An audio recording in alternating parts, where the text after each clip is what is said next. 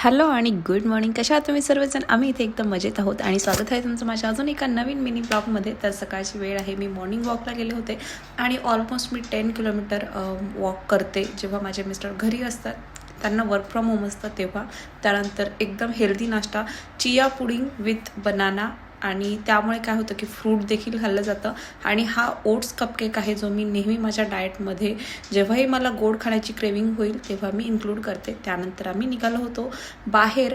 आम्ही ॲक्च्युली ममझार पार्कला निघालो होतो. बीचही आहे तिथे, परंतु ते बंद होतं कारण इकडे काल वुमेन्स डे होता. सो त्यानंतर आम्ही गेलो मग शारजा नॅशनल पार्कला. आणि इथे राघव आणि राघवचे डॅडी दोघे मस्त मजा करत होते. आणि राघवला खरंच या स्विंगवरती पहिल्यांदा पाहिलं होतं मी, कारण तो आधी बेबी स्विंगमध्ये मोस्टली बसत होता, आत्ता तो या स्विंगमध्ये बसायला लागला होता.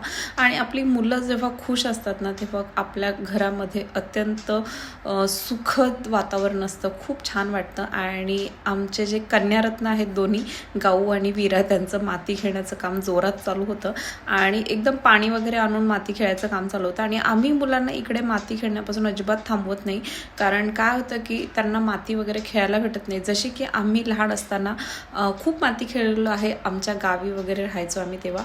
परंतु आजकाल मुलांना मातीमध्ये म्हणजे ॲक्च्युली मुलं पायसुद्धा टेकवत नाहीत मातीमध्ये. त्यामुळे जेव्हाही आम्हाला असं वाटेल की आता इथे पार्क वगैरे आहेत, मुलांना माती खेळायचे, तर आम्ही बिनधास्त खेळून देतो माती. आणि ह्या दोघी मस्त माती खेळण्यात बिझी होत्या. आणि राघवही तिकडे मस्त छान स्विंगवरून पडला होता ॲक्च्युली, कारण त्याला अजून सवय नाही आहे त्या स्विंगची. आणि एक खेळून झालं की दुसरं खेळायचं असतं, तर त्याला इथे ही स्लाईड खूप आवडली होती. आणि छोटीशी स्लाईड होती, त्याला वरती चढताही येत होतं आणि उतरताही येत होतं. सो त्यामुळे तो काही तिथनं हलायला तयार नव्हता. त्यानंतर थोडासा वेळ झाला, एक 4:30च्या सुमारास गाऊचा अबॅकसचा क्लास होता, सो तिला क्लास करण्यासाठी बसवलं.